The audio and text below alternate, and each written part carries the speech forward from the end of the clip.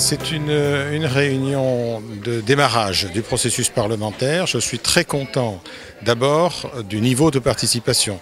Nous avons eu 35 pays représentés, plus de 100 participants au total et une bonne quarantaine de parlementaires qui étaient là et la réunion était organisée pour eux.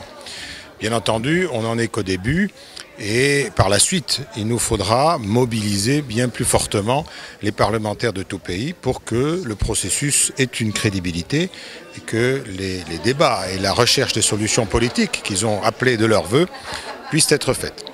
Sur le plan du fond, nous avons entendu énormément de choses, beaucoup d'interventions très diverses, des soucis qui montrent que la question de l'eau n'est pas simple, que les solutions évidemment ne sont pas simples, qu'elles sont d'ailleurs essentiellement locales finalement, et donc évidemment que leur rôle va être très important.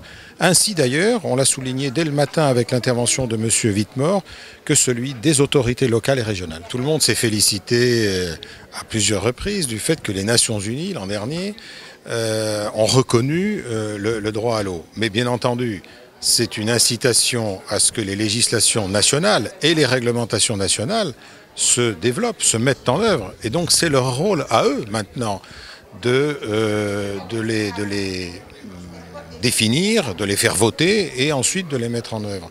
Or, on a encore entendu aujourd'hui, au fond, beaucoup de questions et de problèmes posés, comme si la solution était extérieure. En réalité, évidemment, le droit à l'eau, il se fait dans tous les pays, au niveau national, et donc il est entre les mains des parlementaires. Il est bien entre leurs mains. Alors, vous me direz, oui, mais c'est pas si facile que ça, bien entendu, on le sait, sinon, si c'était simple, ce serait déjà résolu.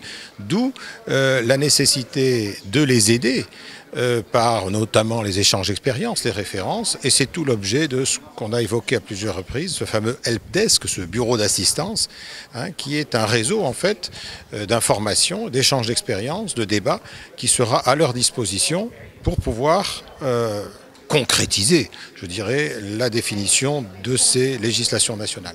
Je pense que là, il n'y a pas de solution unique. Nous pensons, mais parce que c'est notre culture, qu'effectivement, un pouvoir partagé entre le niveau national et les autorités locales et régionales est important, mais chaque pays a à répondre. Ce qui doit être certain, c'est que la législation, effectivement, et la réglementation derrière, doit s'adapter à cette recherche du droit d'accès à l'eau et à l'assainissement.